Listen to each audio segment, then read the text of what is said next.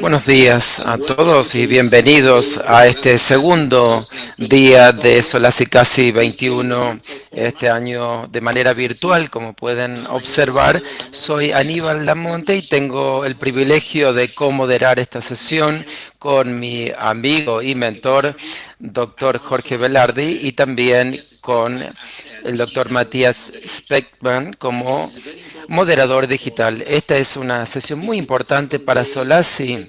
Es el segundo día y la segunda sesión de TCT, la reunión en la conferencia de Solasi casi la relación entre ambas sociedades. Solasi casi. El doctor Velardi quisiera recordar a la audiencia que hay traducción simultánea de inglés-español, que van a encontrar en el panel de botones a la derecha y allí pueden seleccionar el idioma que quieran. Y también quiero recordar a la audiencia que pueden interactuar con el doctor Speckman, que es el moderador digital. Ahora le paso la palabra a Jorge Velardi para que presente la sesión. Muchas gracias, Aníbal. Es un honor presentar esta sesión de TCT. Realmente para nosotros ha sido de muchísima ayuda para desarrollar nuestro conocimiento en la cardiología intervencionista en Latinoamérica desde hace varios años. Entrando en la sesión, tenemos el privilegio de tener a Martin Leon, que primero va a presentar con respecto al futuro de TAVR. También tenemos con nosotros a Juan Granada, desarrollo de futuros en el reemplazo de la válvula mitral. Y Dan Burkhoff va a hablar de insuficiencia cardíaca intervencional. Entonces, tenemos conocimiento de punta en estas intervenciones. También contamos con panelistas como Alcántara Jorge Bacaro, Edgar Hurtado y Enrique Ribeiro y Gustavo Leiva. Creo que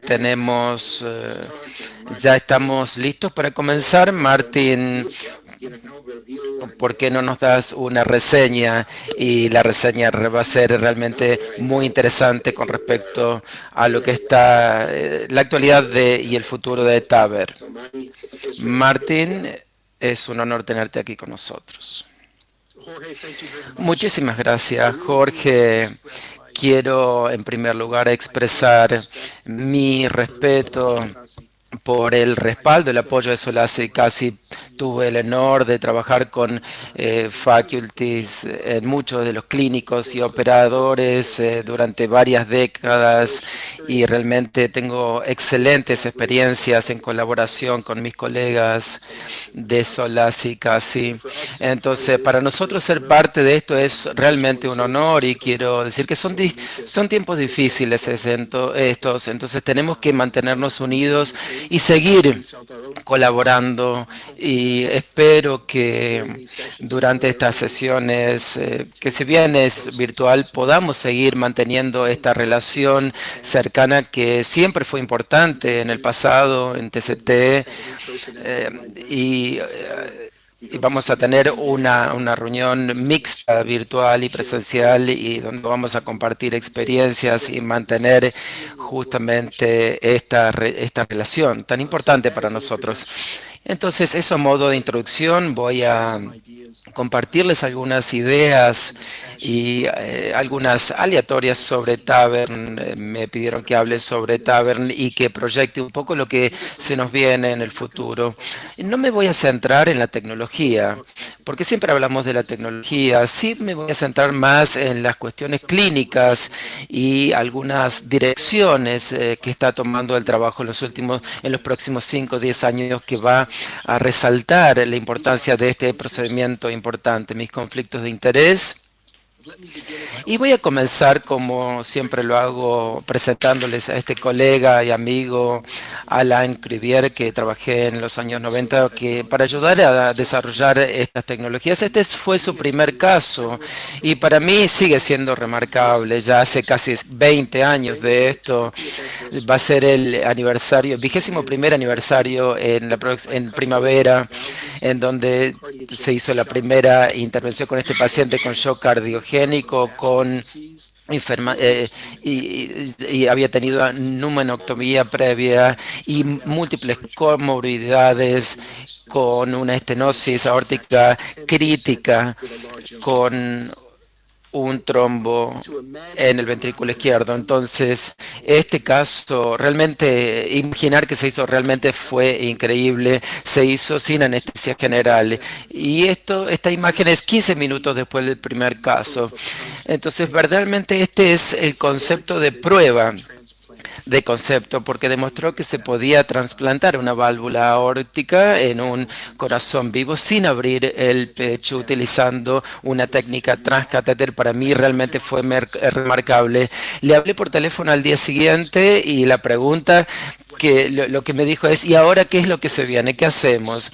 Este caso fue de un paciente extremo, ¿no? Entonces, nunca hubiésemos podido predecir en ese momento la importancia de Tavern y los avances a la década siguiente. Entonces, ahora las cosas han cambiado drásticamente y esta es la versión más reciente del registro TBT publicado el año pasado, fines del año pasado, que es un registro comprensivo, abarcativo en los Estados Unidos, que cubre todas las categorías del paciente. En verde vemos la trayectoria de Tavern y las dos líneas más chatas tenemos las cirugías del reemplazo de la válvula aórtica o reemplazo de válvula aórtica, y podemos observar que a medios del 2018 Tavern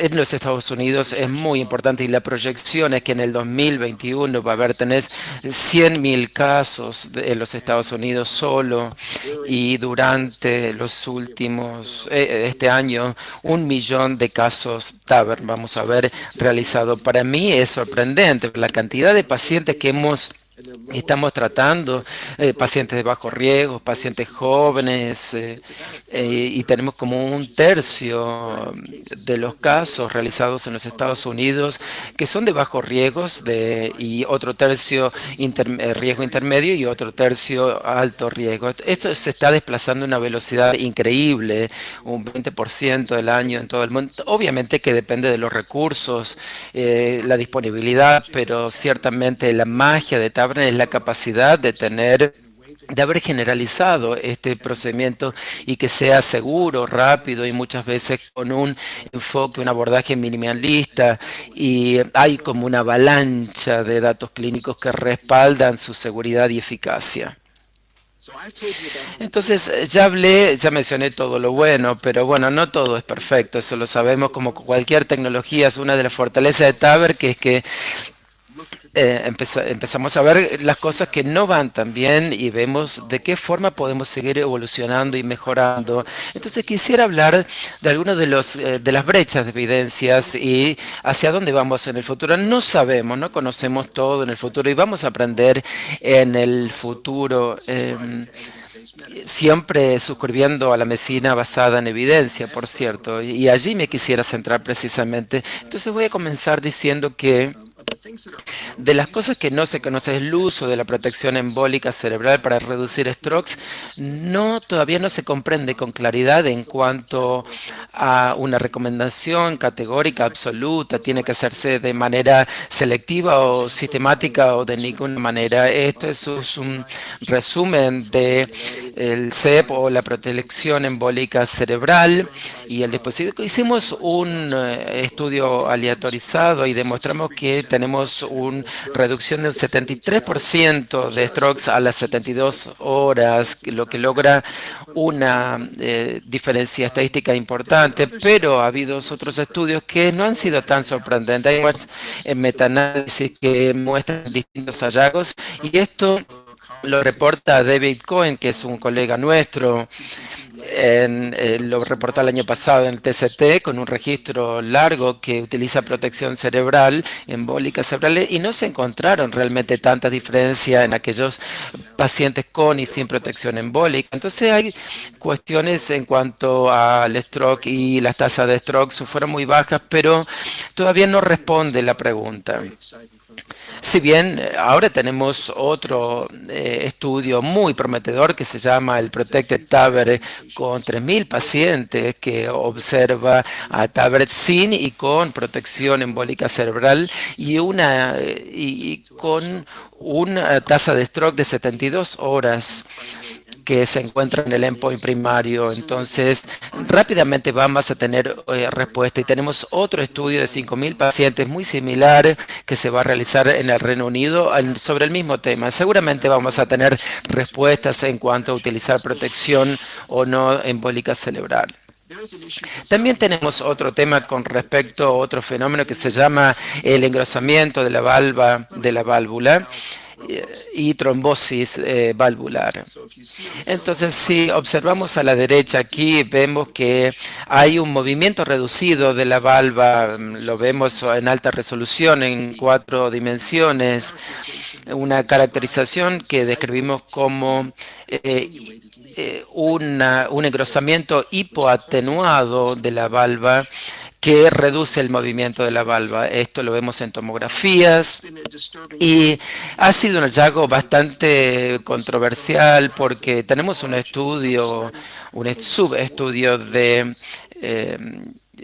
400 pacientes que compara TAVR con cirugía, con un enfoque quirúrgico, y se encuentra una alta frecuencia de este fenómeno en TAVR versus el enfoque quirúrgico, y hay un incremento al año, y al año la diferencia no fue tan significativa. Estos pacientes no fueron tratados con anticoagulantes si el fenómeno fuese observado, y podemos ver que más de la mitad de los pacientes que tenían una hipoatenuación de 30 días en tomografía resolvieron espontáneamente al año, y el 20% de pacientes es decir, no tenemos certeza si esta observación de imagenología, lo que significa clínicamente. Si vemos la tomografía, hay muy pocos cambios en cuanto a... Y empezamos a ver algunos cambios en cuanto a radiancia, y si vemos los eventos clínicos, no podemos encontrar una asociación clara entre los resultados clínicos en estas observaciones de imágenes. Entonces, por ahora no tenemos evidencia que indica que estos hallazgos comprometen al uso de tomografías y coagulación, a menos que esté impulsado por un evento como haya un evento clínico. Y vamos a ver hasta qué punto ese efecto impacta en la duración de la válvula. Pasando a la durabilidad de las válvulas, creo que es el tema más importante que vamos a tener que manejar en el futuro, como por ejemplo enfermedades bicúspides y el uso de TAVR como tecnología que puede aplicarse a los pacientes más jóvenes de bajo riesgo. Y hemos dedicado mucho tiempo para definir lo que realmente significa la durabilidad, de la válvula, y tenemos una descripción muy detallada de lo que significa tener un deterioro de la válvula, un deterioro hemodinámico. Tenemos al menos ahora buenas definiciones que podemos utilizar y aplicar. Son ecodefiniciones combinadas con eventos clínicos. Sushil Kadali toma estas definiciones que trabaja en nuestro grupo con un análisis con Philippe Pederot, con resultados a 5 años en pacientes a riesgo intermedio, comparando TAVR y SAVR, y vemos el deterioro hemodinámico valvular comparando ambas técnicas, y no vemos grandes diferencias cuando observamos una falla de la válvula prostésica, y tampoco vemos tan diferencia, al menos hasta este punto. A los 5 años, con las definiciones más rigurosas, la durabilidad de estas válvulas tisulares son comparables al enfoque quirúrgico. Y si lo vemos a 5 o 8 años, con ambas, es decir, autoexpandibles y balones, ese tipo de definiciones, el deterioro estructural de la válvula y la falla también muy baja. Necesitamos más datos con claridad, pero al menos hasta este punto no tenemos consideraciones importantes en cuanto a la durabilidad. Y estas válvulas, algunas van a fallar. ¿Y cuál es la seguridad y durabilidad de los procedimientos TAV-IN-TAV? Si tenemos una válvula y tenemos que explantarla quirúrgicamente, ¿cuál es su seguridad? Y tenemos este registro retrospectivo muy grande y nosotros fuimos partes, publicado en Landes, y que indica que es posible hacer un TAV in TAV, se puede mejorar la hemodinámica y baja incidencia de complicaciones, procedimientos y algunas recomendaciones y trucos que podemos llegar a hablar. Y estamos recién ahora haciendo estudios prospectivos, pero creo que será algo que vamos a avanzar en el futuro. Las plantamos quirúrgicamente, colocamos otro TAB y cómo elegimos el dispositivo y cómo se realiza el implante. Esas son las preguntas. Hay algunas experiencias recientes en cuanto a la explantación quirúrgica de dispositivos fallados. Esta es una base de datos. La mortalidad de 30 días es bastante alta, un 30%, y esto es de la base de datos STA con 782 pacientes y vemos 3,9% en cuanto a la explantación quirúrgica, la mortalidad de estos dispositivos TAVR. Estamos hablando de pacientes de alto riesgo y hay factores que influyen en la mortalidad, pero creo que tenemos que comprender que no es tan fácil explantar estos dispositivos, tenemos que desarrollar mejores técnicas en el futuro.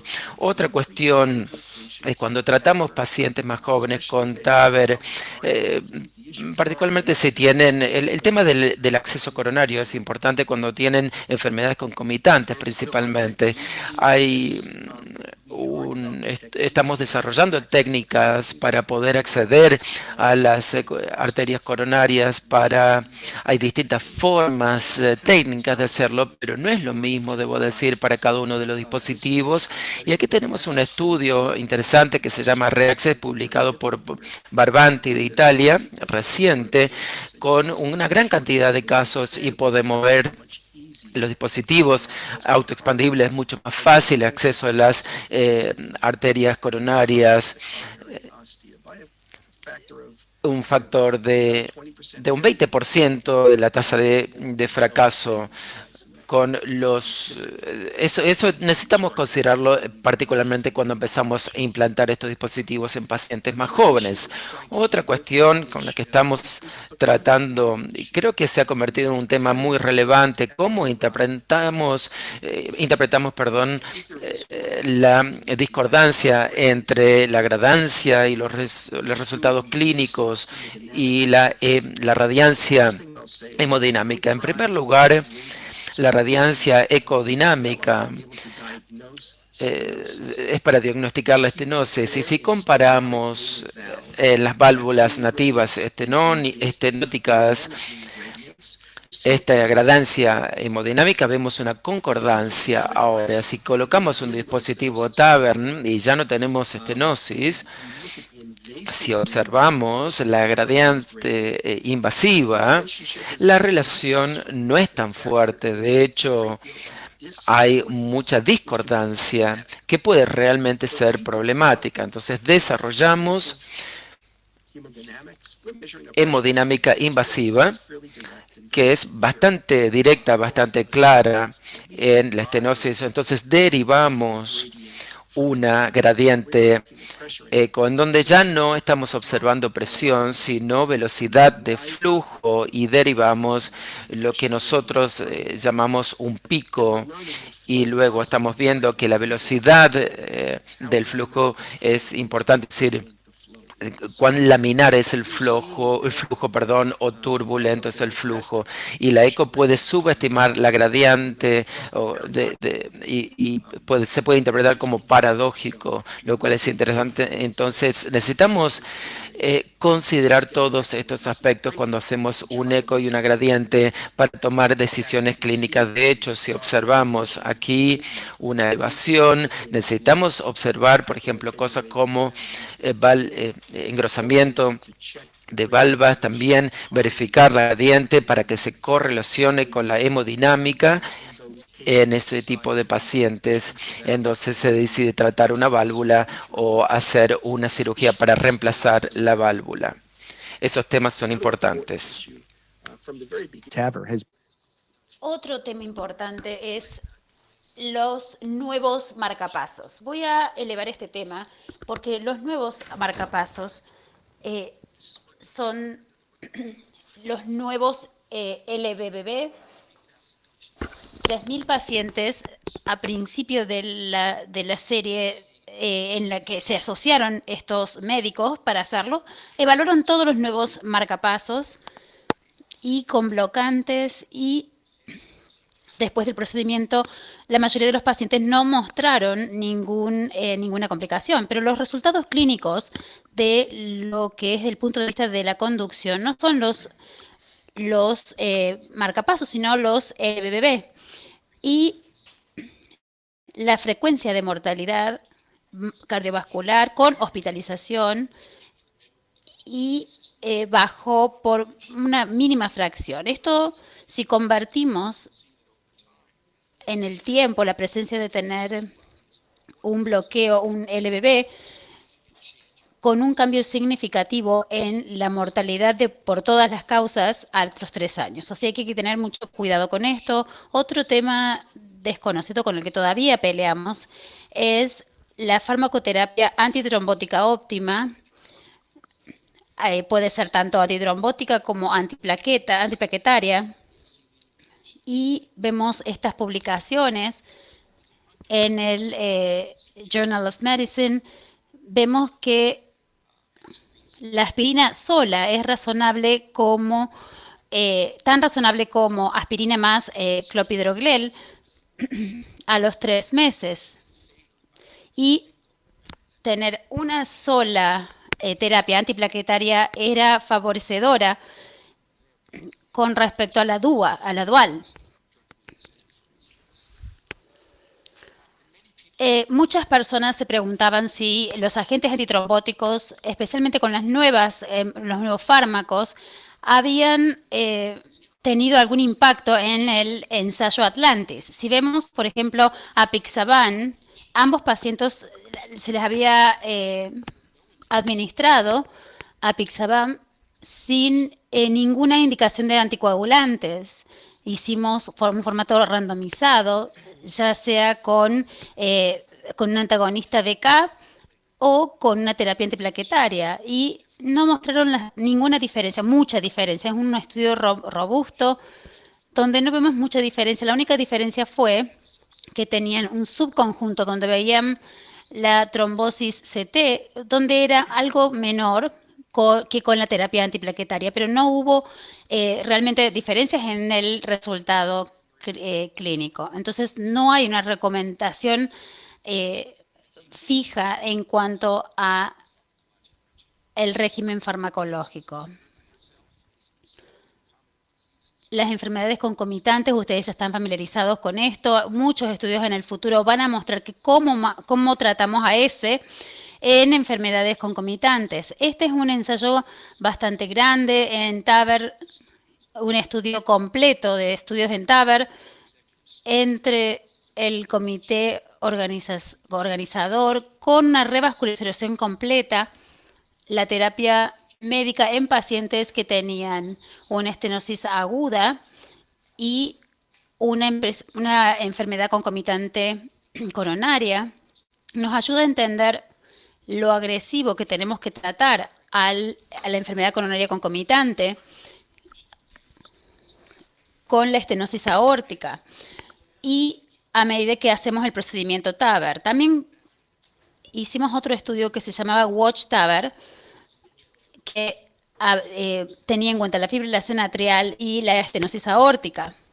Un estudio muy interesante que miraba el dispositivo Watchman con TAVR versus solo la terapia médica y TAVR. como saben,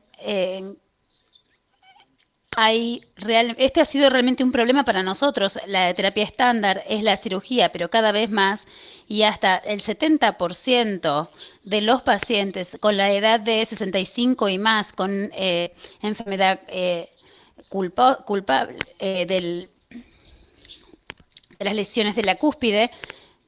Hemos aprendido de algunos trabajos excelentes realizados por Roger Bacon que hay algunos determinantes morfológicos antes de los resultados clínicos para no hacer TAVR cuando hay enfermedad de cúspide, cuando hay, por ejemplo, exceso de calcio en la valva o cuando hay un RAFE calcificado. Hay que tener entonces en cuenta los riesgos de los factores anatómicos. Los resultados a un año, primero con la plataforma Evolut.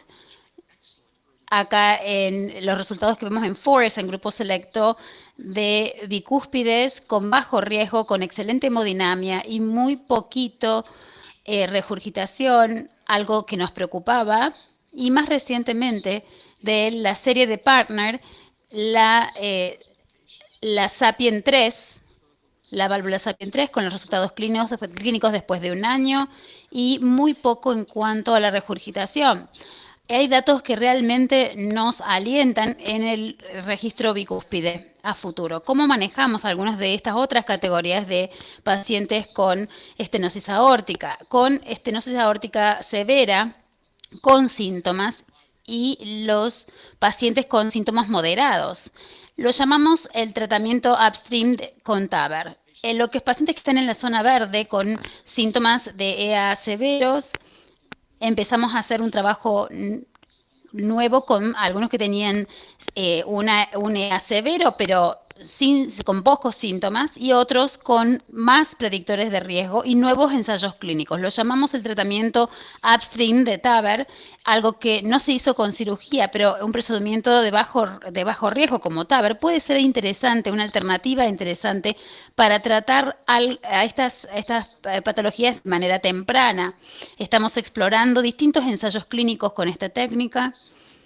Seguramente hay datos muy interesantes en la bibliografía, este metaanálisis que ve la estenosis aórtica severa asintomática.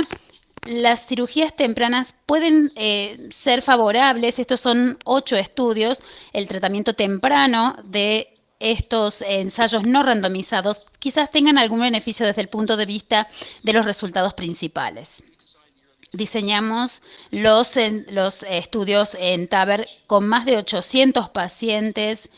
El objetivo ahora es de 900 y se van a completar en los próximos meses. Estas son las pruebas de estrés normales, las ergometrías con pacientes con estenosis severas y sin síntomas. Son randomizados para transferirlos al TAVR o con vigilancia temprana. Estos resultados van a ser publicados pronto. Es una población importante de pacientes con estenosis aórtica severa. ¿Y qué pasa con la moderada, con la EA moderada?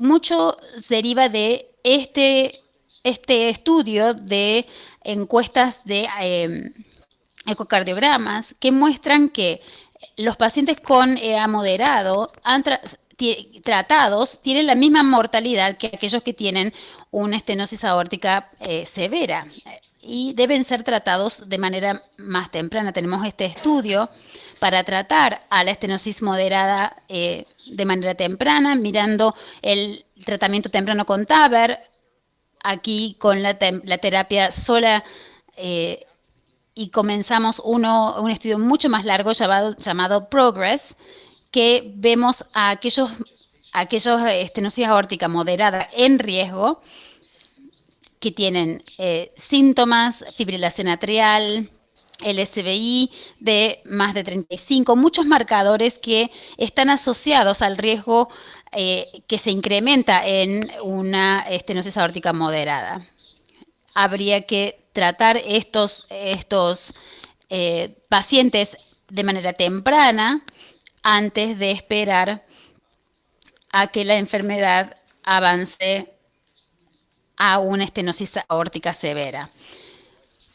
Cuando hablamos de estenosis aórtica, realmente estamos hablando de un viaje con procedimientos secuenciales. Si tenés 80, no vas a tener seguramente un solo procedimiento, pero 65, y capaz que tengas 2 o 3 adelante tuyo.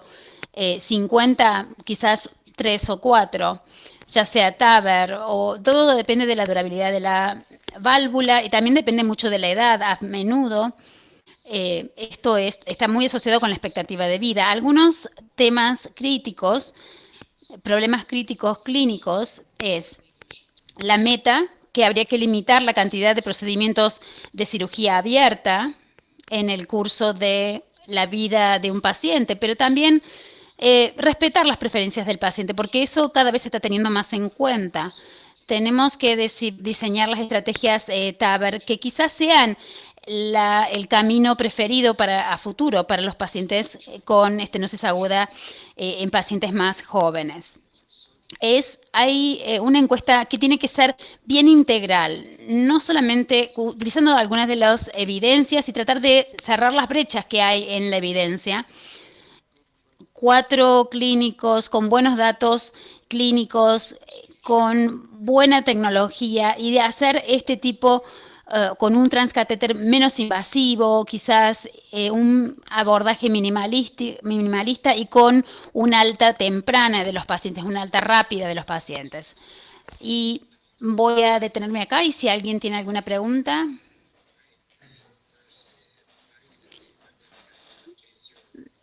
Fabuloso, tu presentación excelente. Tenemos un par de panelistas que quizás se unieron un poco tarde, pero han preparado algunas preguntas. Te voy a hacer la primera, una pregunta simple.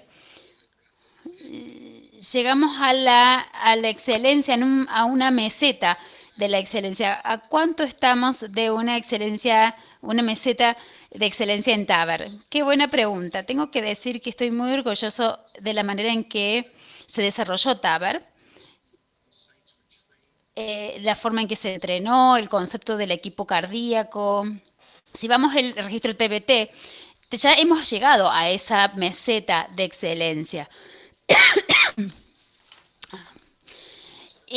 Los números de casos nos han permitido llegar a esa meseta y 50, 100 casos por año. Yo creo que hay centros que tienen la capacitación adecuada y tienen la cantidad de volumen, el volumen adecuado de casos y que ya han alcanzado el nivel de excelencia cuando se espera un buen resultado, aún donde hay complicaciones. Algunas preguntas.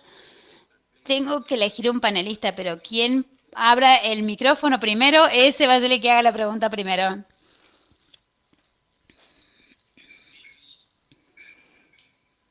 Bien, hago la pregunta, Jorge.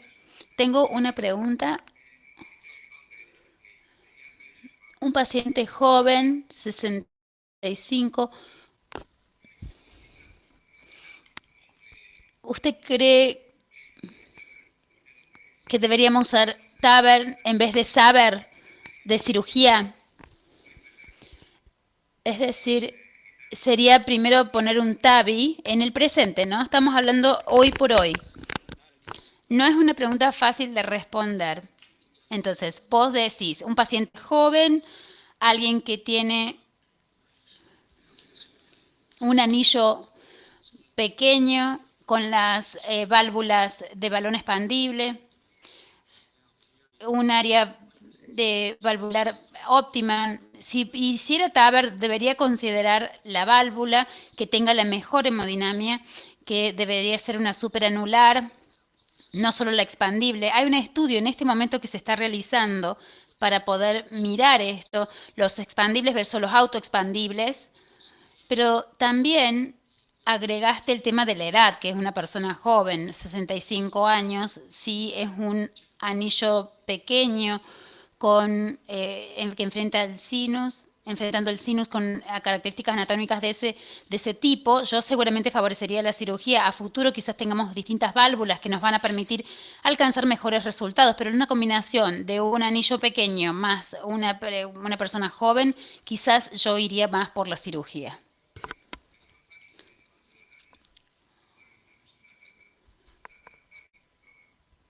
Hay algunos intervencionalistas que están empezando el programa.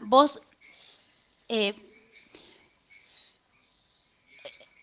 vos decís que debemos empezar con pacientes de casos más simples. En el caso de las intervenciones, intervenciones para capacitar. Nosotros nos preocupa que los pacientes con bajo riesgo, quizás la técnica que utilicemos no se pueda comparar y no se pueda... Los pacientes con comorbilidades, con anatomías complejas, no deben hacerse en los casos de capacitación. Generalmente lo que sí, los pacientes de bajo riesgo que son un tanto mayores en edad, sugiero que a bajo riesgo 65, 70 años, hay muchos pacientes de bajo riesgo que tienen 80 y ese sería el fenotipo perfecto para poder adquirir algo de experiencia temprana, porque la experiencia va a ser directa y se puede transferir ese abordaje directamente esperando buenos resultados. Para mí, eso sería un mejor abordaje y tener los más complejos y de bajo riesgo.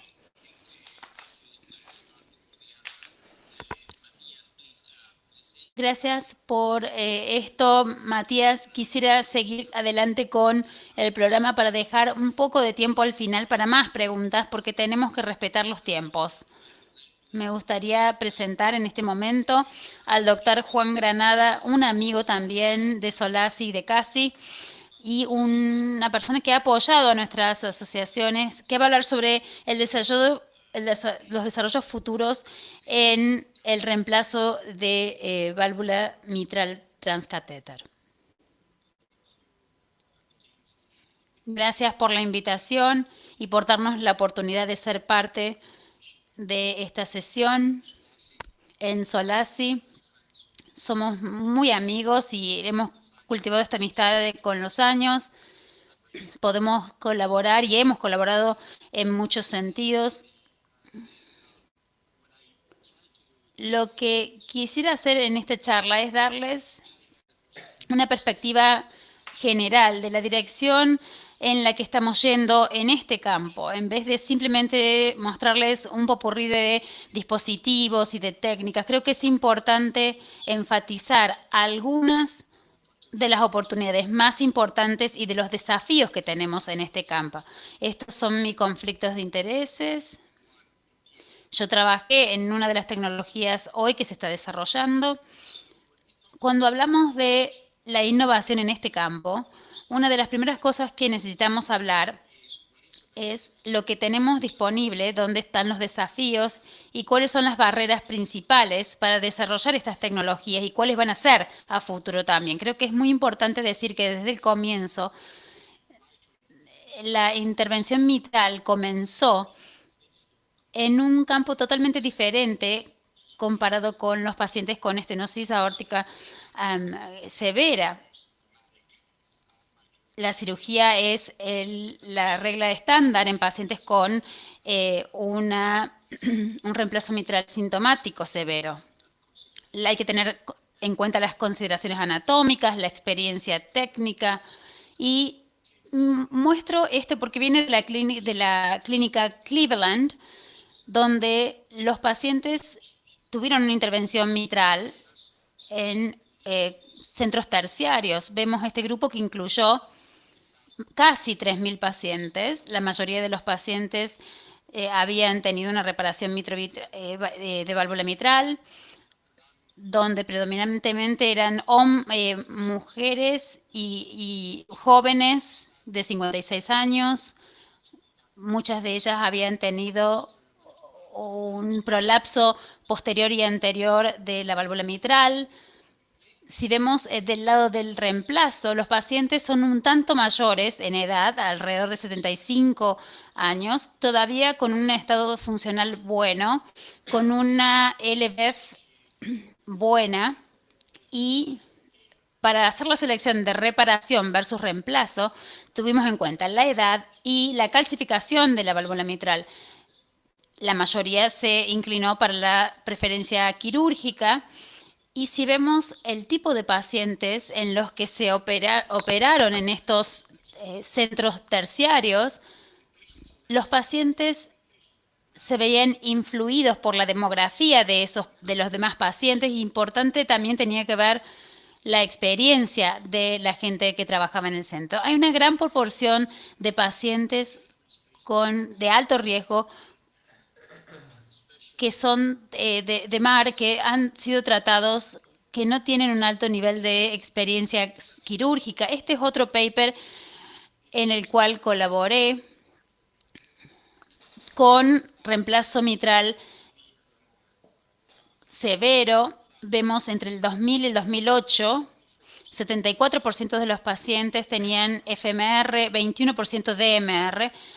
Entonces, los pacientes con FMR, DMR, se les hizo cirugía. La mayoría de estos pacientes fueron tratados médicamente. Si vemos el historial de los que fueron tratados con respecto a los que no fueron tratados, los resultados no son muy buenos. El 50% de mortalidad después de 5 años y el 90% en aquellos que se les hizo el seguimiento en el periodo de seguimiento. Entonces, a estos pacientes no les va muy bien, y esto es una ocurrencia común cuando nos encontramos con pacientes de alto riesgo con regurgitación mitral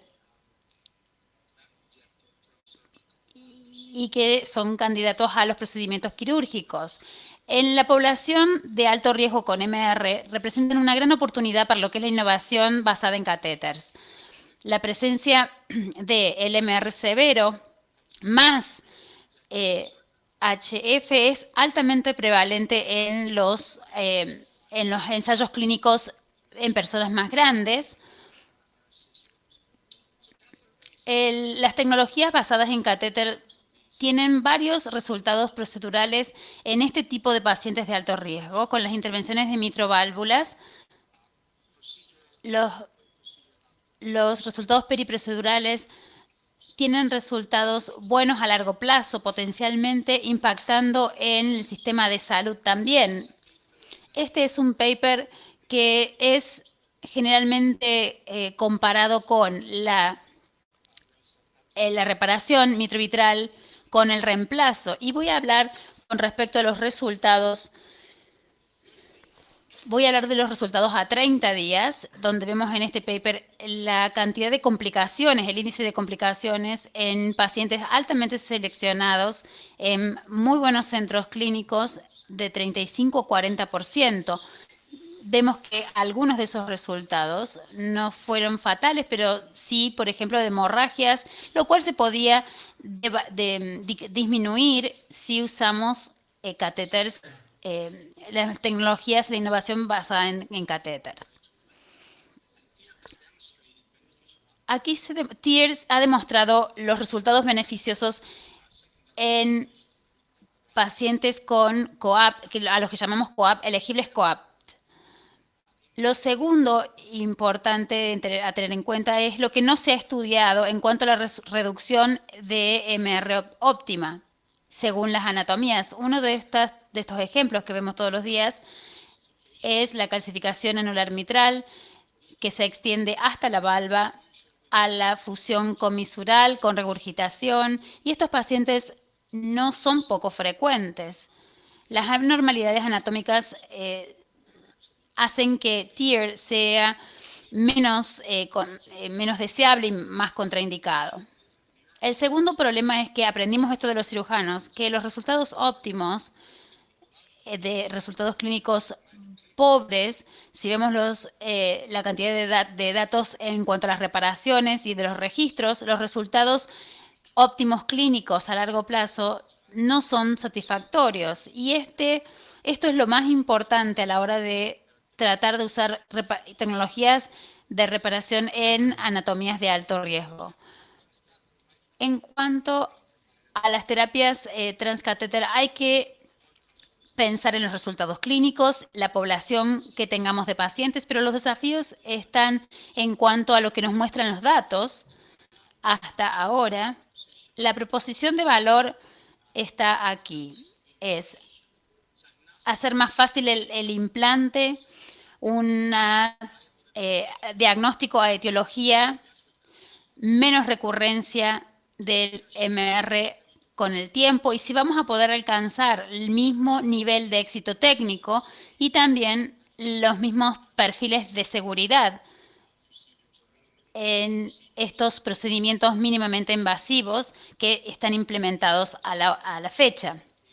Lo que tenemos hoy es que todas estas tecnologías han sido diseñadas con algunos principios filosóficos. Ellos difieren en cuanto a la estructura, la arquitectura, el nivel de anclaje, los mecanismos de anclaje también. Hay una gran variedad en lo que es la morfología mitral y las estructuras que lo rodean. Y estas son algunas de las cosas que aprendimos de los datos tomográficos, la anatomía septal aberrante, las abnormalidades de desarrollo anatómico subanular, la interacción de los dispositivos para pacientes con TAVR. Y entonces el TMBR, los diseños de TMBR han limitado la habilidad de cubrir todas las variaciones de arquitectura que se ven en pacientes con MR. Y eso puede ser un desafío, a diferencia del TAVR, el desarrollo de una herramienta con un dispositivo no similar. Entonces, ¿qué hemos aprendido hasta ahora de acuerdo a los datos clínicos usados en TMBR, en los sistemas apicales, transapicales, en más o menos unos 1000 pacientes tratados hoy en estudios de observación? Tenemos dos programas en este momento que tienen la mayor parte de los datos acumulados a largo plazo. Uno es el periodo Intrepid, que se ha hecho de arriba hacia abajo, con todos los ventrículos, más de 300 pacientes tratados a hoy, con un seguimiento a 5 años, y el sistema Tendyne, que asegura el ápice, y vemos, el año pasado Mark ha visto esto y lo ha tratado varios pacientes también con esta técnica. Entonces, hay una baja en el nivel de severidad del MR. MR en este caso era 0 a 100% con éxito. Si vemos a 2 años en los datos de la ECO, no hay, donde hay ninguna o algunos rastros o una moderada MR. Los mismos datos de Tendyne muestran estos mismos resultados a 2 años, con el 99% de los pacientes a 30 días, muy buenos resultados a los 2 años. ¿Qué pasa con la mortalidad? Creo que es interesante ver la baja tasa de mortalidad en todos estos estudios observacionales. Vemos una mortalidad muy similar entre ambos programas, entre un 37,8% en Intrepid y 39% en Vitendine a 2 años. ¿Qué pasa con la hospitalización? Esto es el programa Tendyne, 47% de reducción en hospitalizaciones con pacientes con evento de falla coronaria. Y en cuanto a la calidad de vida, el estudio de las funciones, vemos que hay una mejora en la capacidad de los pacientes comparada con lo que tenían en la primera evaluación, y mejora después de 2 años, involucrando a los estudios Intrepid y Tendyne. Todos quieren ver una transición hacia una tecnología transeptal. La interacción de las voces con la cavidad torácica y las complicaciones, pero esos desafíos técnicos para acceder, la mayoría de los dispositivos hoy están en 36 French o más grandes. Hay problemas de fatiga de válvula con los catéteres más pequeños, y la navegabilidad y la coaxialidad también presentan un desafío con desarrollos tecnológicos problemas de desarrollo tecnológico que tenemos que resolver. Acá estos dispositivos que hay gente que todavía se preocupa porque ven la evolución de las tecnologías, pero hay transiciones a este sistema transeptal, del transapical al transeptal, con problemas de tamaño, problemas de modificaciones en el tamaño. Y en este momento, en el campo de eh, transeptal, de las tecnologías transeptal, que usa el anclaje, el Sapien M3, en el cual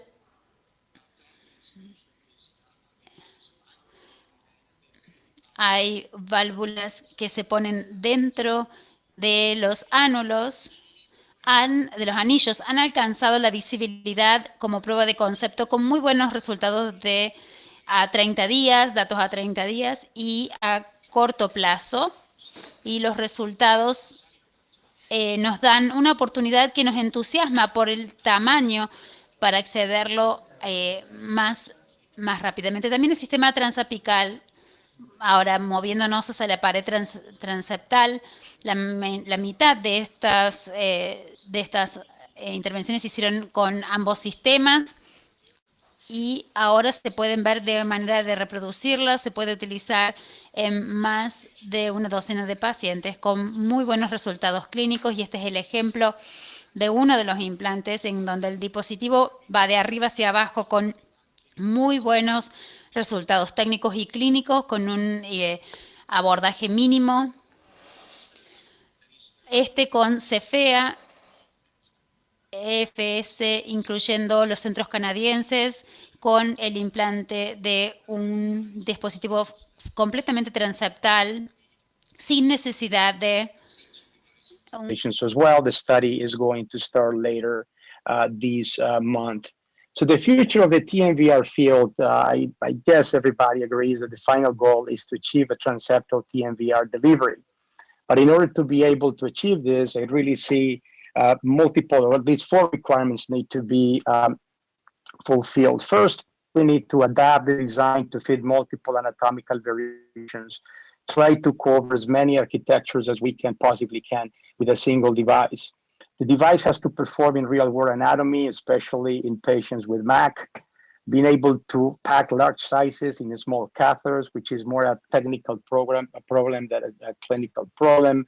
And the evolution of imaging, planning, and guidance has to move at the same pace to be able to perform these procedures in a safe manner. The programs are actually moving slower than TAVR, and the development pipelines are perhaps actually moving slower. As I presented, the transeptal system just started to get early feasibility data, but I think the data of the transapical systems is going to be essential to develop large clinical studies in the future with transeptal systems. In conclusion, catheter-based mitral replacement is today one of the most exciting and potentially promising in interventional innovation. Campos más prometedores y potencialmente más desarrollo. A diferencia de TAVR, hay que tener, para los resultados clínicos, hay que tener una adopción física importante. El desarrollo del éxito de este campo depende de incluir una definición clara del objetivo y de la población, redefinir la tecnología de las herramientas corregistración y de imágenes. Muchas gracias por su atención nuevamente y los invito por invitarme a dar esta charla.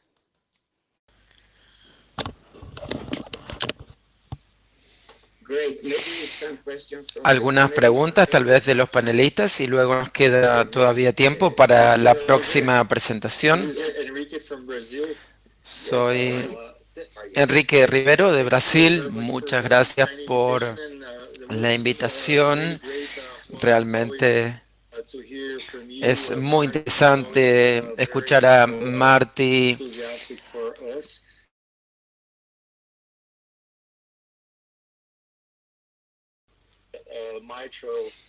y también escuchar la segunda presentación. Y una de las cosas es la selección de pacientes. Un buen dispositivo y después se termina con 1, 2 o 3. ¿Crees que con estos nuevos dispositivos que has mostrado, con algunas iteraciones, podemos ver en el futuro cercano mejorar ese aspecto y tener más pacientes que puedan recibir este tipo de procedimientos. Hasta un 30-40% de los pacientes pueden ser excluidos debido a distintos motivos. ¿Cuál es tu opinión al respecto?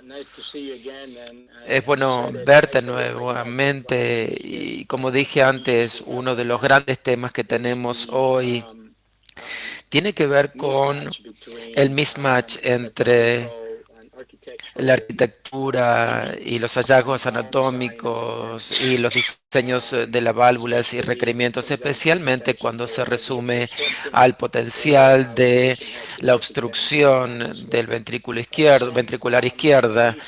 Entonces creo que esto se basa en las empresas básicamente que son cuidadosas en cuanto a la selección de pacientes para garantizar que los pacientes indicados sean seleccionados y también algunas cuestiones limitantes en cuanto a la tecnología. Creo que los estudios transapicales nos van a enseñar, nos van a dar enseñanzas muy significativas para poder refinar el diseño y de esa forma poder esencialmente incrementar el potencial de cubrir una población de pacientes más grande. Pero tus comentarios e inquietudes son válidas, que ahora es una de las limitaciones principales que tenemos en estos estudios. Mari también participa, está muy involucrado en este campo, por lo cual él puede dar su opinión si quiere. Yo tengo una pregunta, Aníbal, si hay tiempo. Yeah, go ahead. Go ahead. Sí, hay muchas fallas en cuanto a la selección con esta tecnología, pero tenemos que hacerlo de manera incremental, tener cuidado, ser cuidadosos. Hace 2 años ni siquiera sabíamos cómo medir y ahora tenemos muchos estudios que nos indican qué es lo que hay que medir, y los dispositivos tienen que adaptarse a la anatomía, y creo que tiene que desarrollarse más en cuanto al diseño de dispositivos, pero creo que si desarrollamos la tecnología indicada para mejorar las tasas de éxito con la eliminación predecible, creo que se puede ser muy importante para muchas de las categorías de pacientes. ¿Nos queda tiempo para una pregunta más?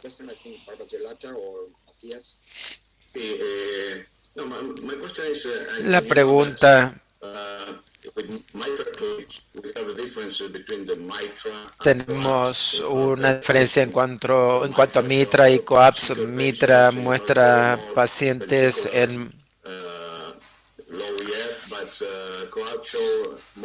y coaxial más RM que disfunción ventricular. ¿Pensás que en los pacientes tipo Mitra va a ser más fácil cerrar el anillo con este tipo de dispositivos que pueden disminuir el tamaño, el diámetro del anillo para disminuir insuficiencia cardíaca, y si es fácil implantarlos? Las tecnologías basadas o anulares han sido desarrolladas por distintas empresas, y desde el punto de vista de procedimientos y tecnológicos no es tan fácil o más fácil que microclip. Desde el punto de vista técnico, las imágenes son más intensas, y el tema es que se puede producir el mismo, es decir, son muy desafiantes. Creo que hay mucho potencial para las tecnologías de reparación en lo que tiene que ver con válvulas mitrales. Creo que hay potencial de mejora y de desarrollo de nuevas tecnologías de reparación, especialmente tecnologías basadas o tecnologías anulares. No es tan fácil como parece por distintos motivos. porque debido al acceso o falta de tejido para que se pueda anclar lo que fuera que vayamos a anclar. Pero estoy de acuerdo contigo si me preguntas cuáles son las tecnologías que son prometedoras. Debería decir que son las tecnologías anulares, pero hay que necesitamos más demostración. Hay muchas tecnologías que se están desarrollando. Creo que tenemos una pregunta de Matías y luego tenemos que pasar sí o sí a la próxima presentación. Okay, thank you, Jorge. Muchas gracias, Jorge. Tengo una pregunta.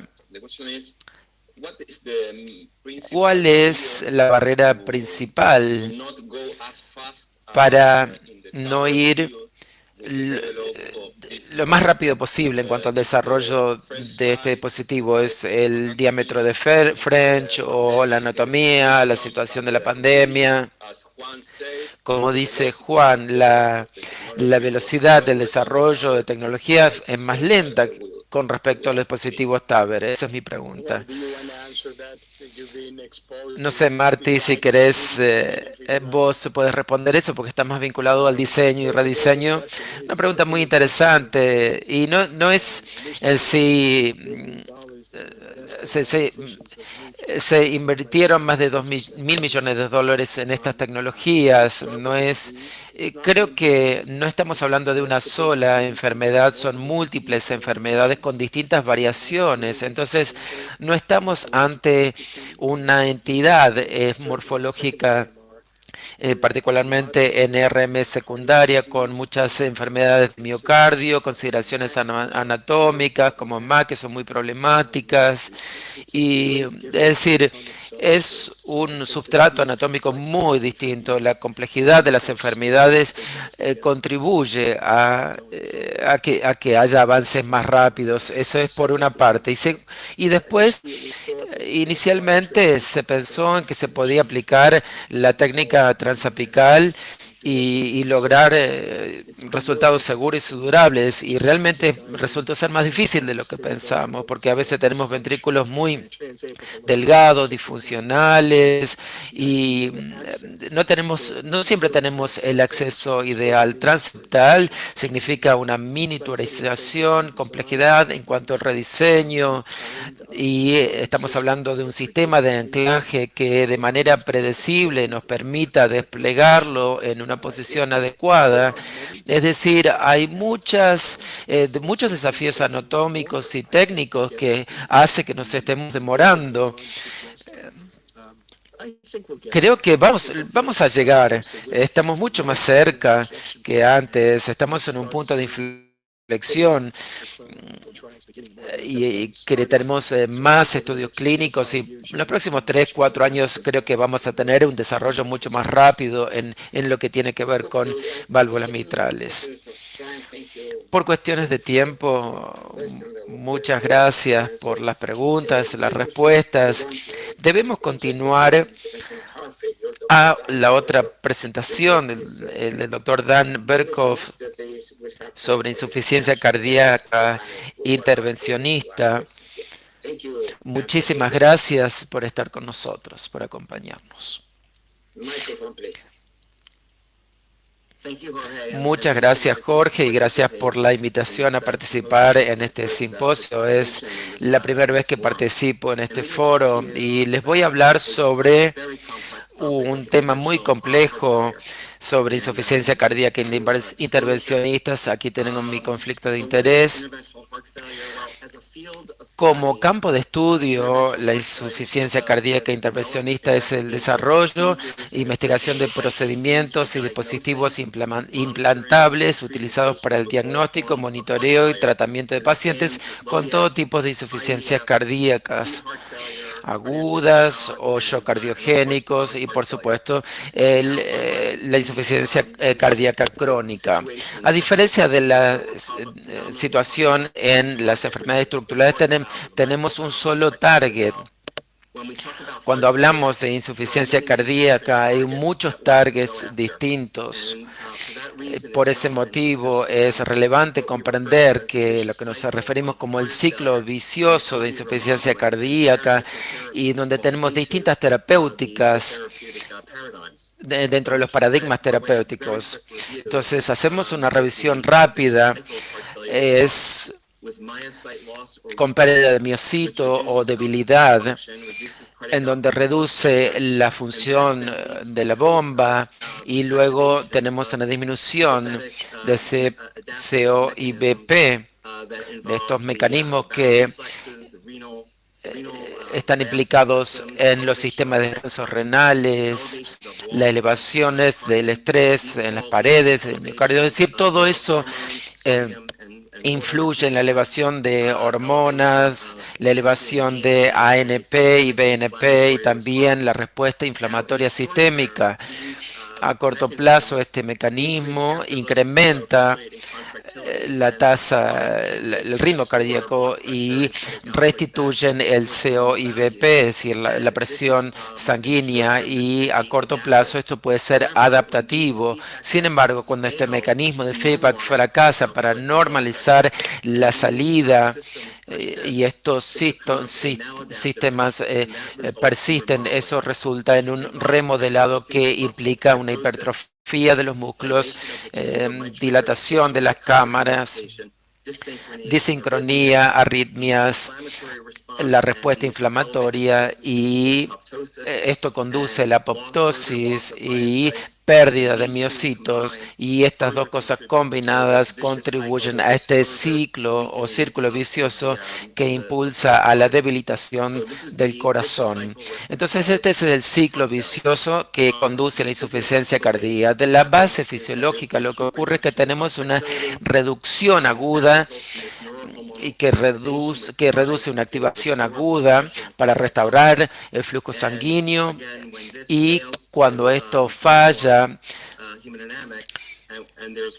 y tenemos una activación crónica, tenemos este proceso de remodelación en donde la estructura del corazón, como el volumen sistólico, diastólico, su relación, y esto es lo que finalmente causa reducción en CHF, y eso es un proceso progresivo, por cierto. Entonces, el objetivo de la terapia de insuficiencia cardíaca es revertir este proceso.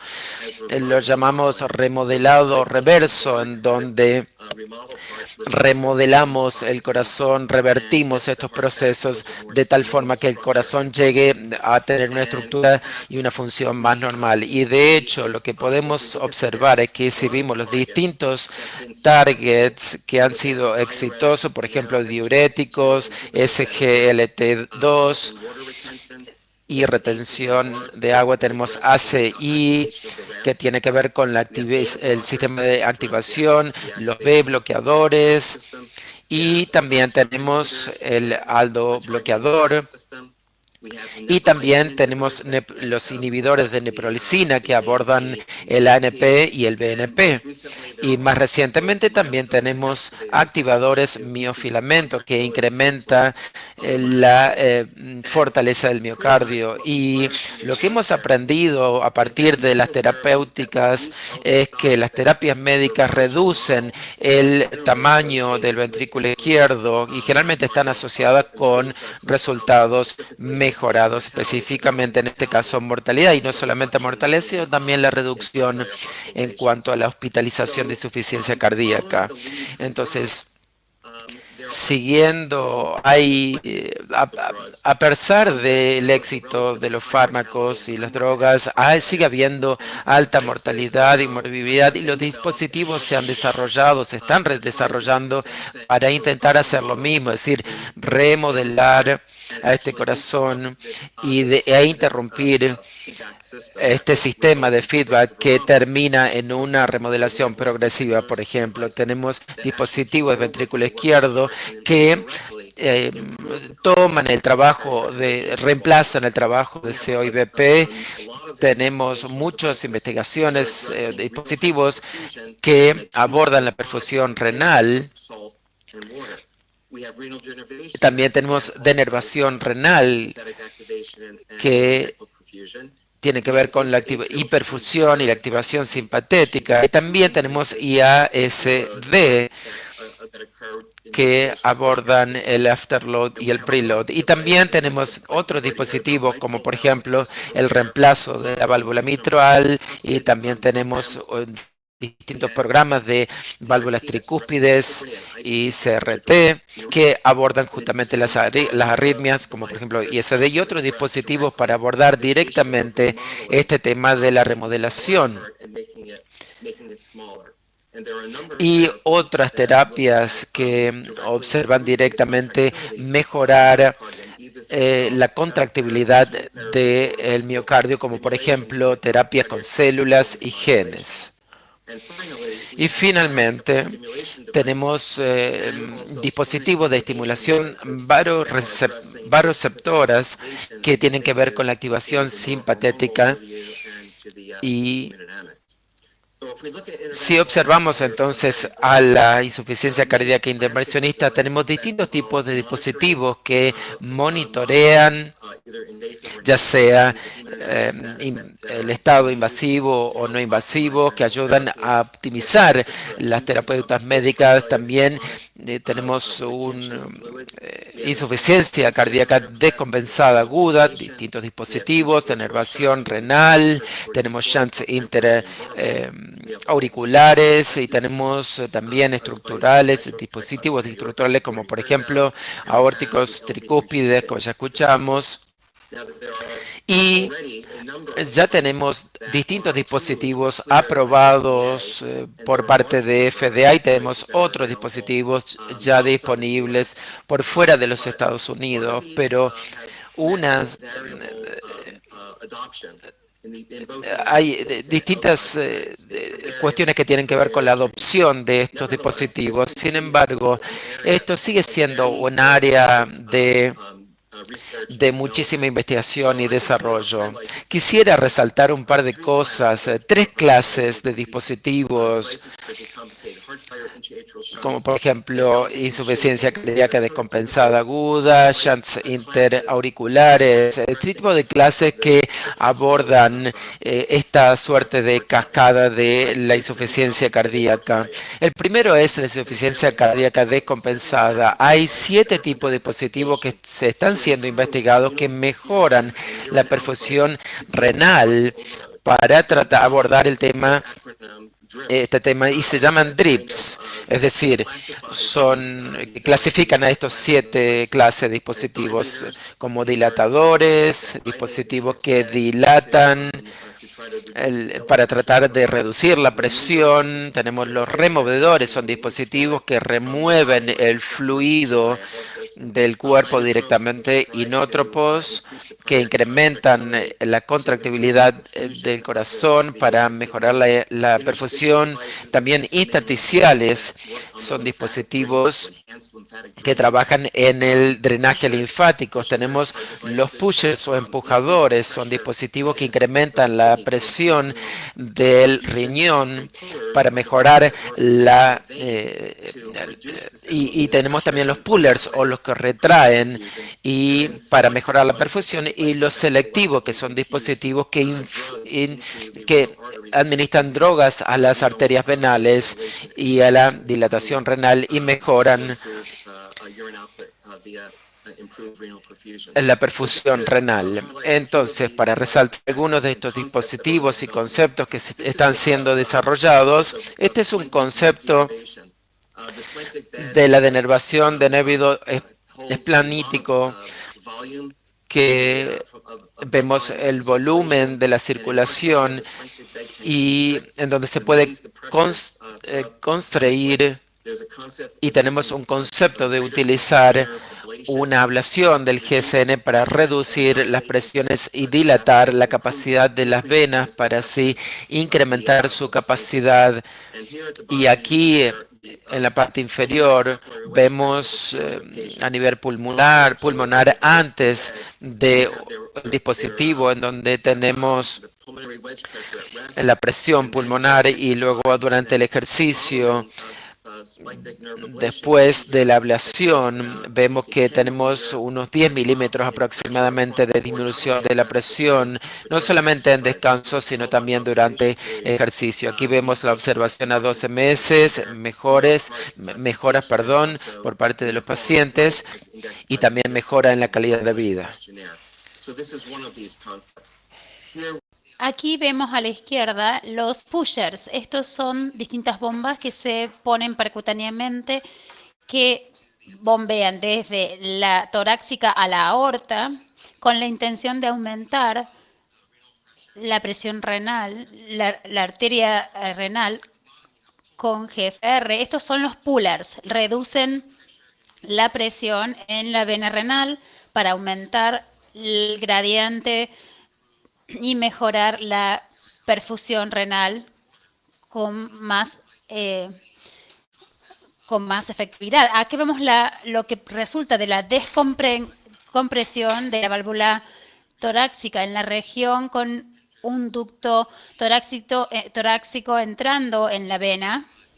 El objetivo es mejorar la remoción de los fluidos que vienen de los tejidos y vuelven a la circulación para así mejorar nuevamente la función renal y eliminarlo a través de la orina. Estos son distintos conceptos, todos por supuesto se enfocan en los dispositivos que están de intervención que son ubicados por los cardiólogos intervencionistas. La mayoría de estos dispositivos están en este momento en desarrollo, pero la mayoría tienen el objetivo de transicionar hacia dispositivos crónicos para implantes crónicos.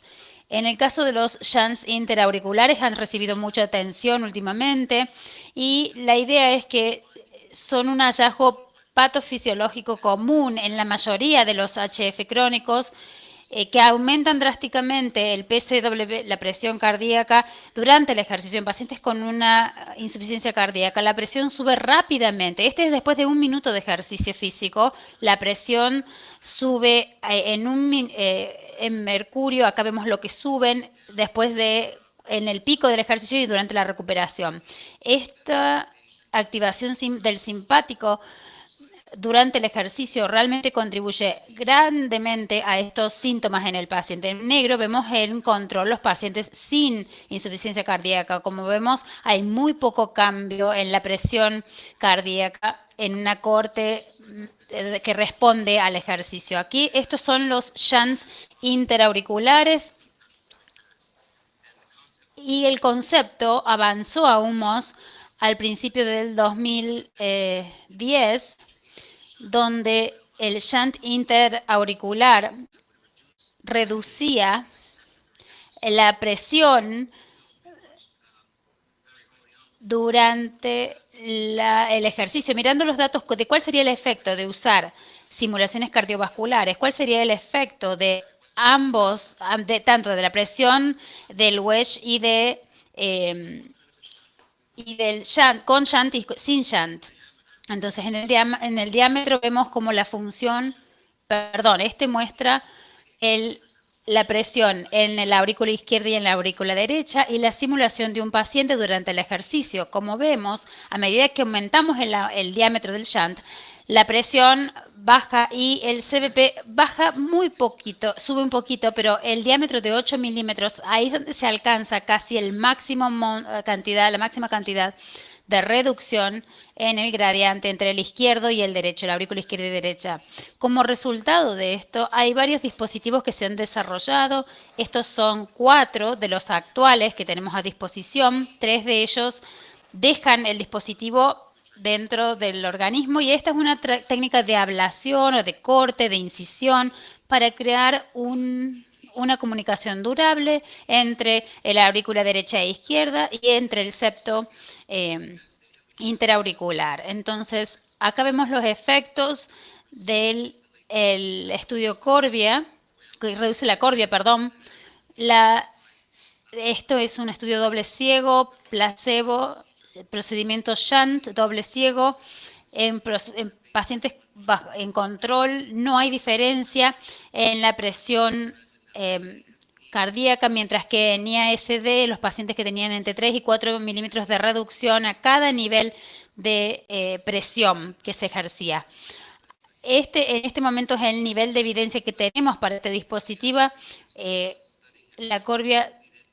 estudio Corbia ha resultado de un estudio pivotal randomizado cuyos resultados van a estar disponibles en los próximos meses. Veremos si hay un beneficio clínico asociado con estos cambios en la anatomía del corazón. Vemos aquí la idea de revertir, el remodelado revertido. A estas terapias, la idea es reducir el volumen cardíaco, y hay varios dispositivos o terapias que intentan imitar físicamente lo que hacen hoy los fármacos a nivel biológico. Cuando hablamos de los fármacos, han alcanzado el remodelado reverso bloqueando ciertas vías, pero los dispositivos pueden hacer lo mismo y lograr los resultados similares a través de medios físicos. Bueno, uno es el Bioventrix, que es para pacientes con infartos en el septum y que excluye la región infartada, implantando ciertas anclas. Una se pone en la aurícula derecha y del septum, y la otra está del lado de la aurícula apical, en el ápice, perdón, del ventrículo izquierdo. Se puede sacar y extraer la región infartada y así excluir el infarto del miocardio con una cámara más pequeña como equilibrio para un buen resultado. Otro concepto es implantar un dispositivo en el ápice del corazón que excluiría la región infartada, que se llama el dispositivo paracaídas o parachute. Y aquí vemos el volumen, la pérdida en el volumen de presión después de que se realiza el procedimiento. Como vemos, estos volúmenes de procedimiento, estos círculos en los volúmenes diastólicos son menores, pero lo más importante, hay un aumento en la contractibilidad al cambiar el punto de presión de la presión sistólica. Entonces, esto muestra que el reducir el aneurismo apical puede mejorar el tamaño y la función. No sabemos cuáles son los resultados clínicos, pero es un concepto que nos hace generar muchas preguntas. También está este dispositivo llamado Ancora, que son varios anclas en el endocardio, todos conectados por un cable que puede ser ajustado a través de la pared lateral del corazón y así reducir la subcurvatura. Lo bueno de esto, lo interesante de esto es que es las dimensiones diastólicas finales del ventrículo izquierdo. Ahí hay solo un pequeño cambio en el tamaño del ventrículo, en las dimensiones diastólicas finales, pero a medida que este proceso progresa, avanza, nos dice que una vez que reducimos este estrés en las paredes del corazón, uno interrumpe el ciclo positivo de feedback, interrumpe ese proceso y por ende el corazón por sí mismo puede invocar mecanismos que reducirán aún más el tamaño del corazón. En resumen, acabamos de ver este campo de estudio en casos de insuficiencia cardíaca intervencionista y la cantidad de dispositivos que tenemos a disposición. Pero también hay una disciplina profesional emergente en cuanto a la insuficiencia cardíaca intervencionista. Hay un grupo de clínicos que están entrenándose tanto en cardiología intervencionista y en insuficiencia cardíaca. Como se pueden imaginar, primero que nada, en pacientes con insuficiencia cardíaca son el centro de muchos de los estudios tecnológicos hoy de los que yo he estado hablando y de otros que han sido desarrollados en los campos mitrales y bicúspide. Todas estas disciplinas, los médicos, las enfermeras, los asistentes de enfermería, todos estos campos están involucrados y actualmente los cardiólogos especializados en insuficiencia cardíaca son los que están en el centro de todo esto. Quizás en menor cantidad los electrofisiólogos, los intensivistas cardíacos. Esto está, como decía, ¿no? Como cardiología intervencionista, está surgiendo como una profesión. Los terapeutas especializados en insuficiencia cardíaca han estado hace mucho tiempo ya en la industria, entonces no hay un esfuerzo que apunte a una sola cosa y como resultado tenemos muchos distintos abordajes, mucha actividad en lo que es insuficiencia cardíaca y ahora en CRF estamos creando un nuevo congreso que se va a realizar en febrero del 2022. La primera reunión va a ser en Nueva York, siempre y cuando tengamos resultados con respecto a esta pandemia. Si no, será todo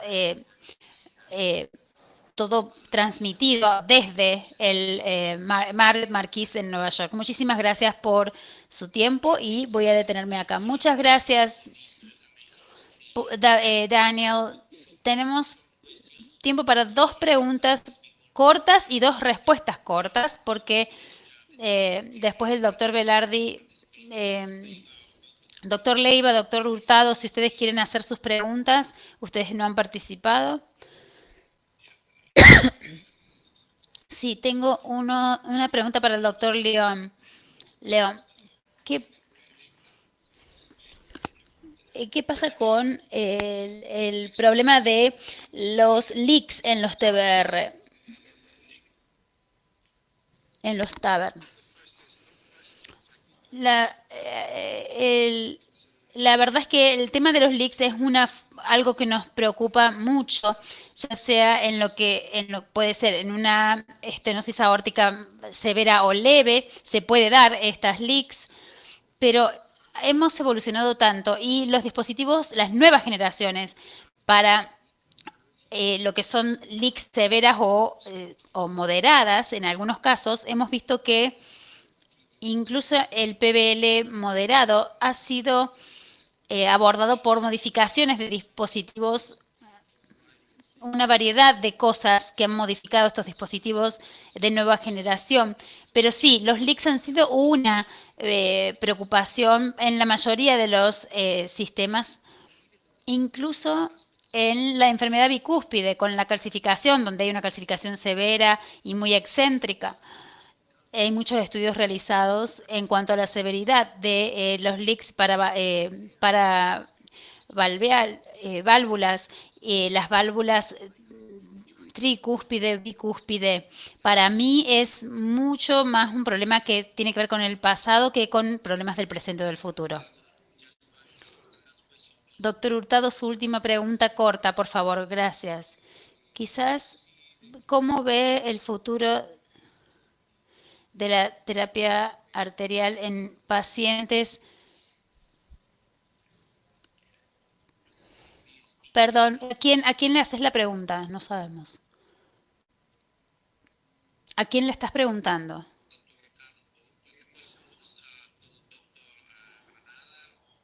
La pregunta es al doctor Granada. Una sola pregunta, una respuesta. Doctor Granada, ¿cómo ve el futuro del MitraClip en un futuro cercano para la enfermedad mitrovalvular? Creo que los datos son claros. Los procedimientos han sido muy estandarizados, lo cual es muy importante. Están en manos de muchos médicos, por lo tanto se puede reproducir fácilmente. Una de las cosas que sí creo es que se debe mejorar el desarrollo de algoritmos más refinados para predecir el éxito. A veces es impredecible. Ponemos este MitraClip, ponemos un segundo MitraClip y la mejora es mínima, pero las modificaciones de la tecnología podrían ayudar a alcanzar mejor resolución de la reducción de MR. Pero creo que va a ser un juicio clínico, pero también las indicaciones anatómicas y la pregunta de, bueno, ¿cuál va a ser mejor uno versus el otro?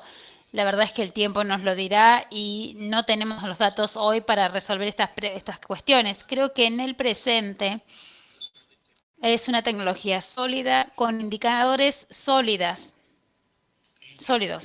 Bien, muchas gracias por esa respuesta y ha sido increíble. Quiero invitar a Jorge ahora a cerrar esta sesión. Bien, primero que nada, gracias a todos los panelistas, a los disertantes, hermosas disertaciones. Tengo una sola palabra de gratitud. Hace más de 30 años vos viniste a nuestra reunión que tuvimos temprano. Viniste a nuestra reunión con el primer implante que hicimos y vos siempre has sido de mucho apoyo para mí, para Argentina, para Brasil, para toda Latinoamérica. Y esto es consistente con esa mentalidad tan abierta en cuanto a lo que está sucediendo en todo el mundo. Esta reunión en particular ha sido muy generoso y nos ha mantenido actualizados en todo lo que está sucediendo. Mi gratitud personal por tantos años de apoyo y buena suerte con esta pandemia. Y espero que nos podamos ver cuando recomenzamos a vernos una vez. Muchas gracias a todos. And please, the audience. Le pido a la audiencia que se quede allí para continuar con la próxima sesión.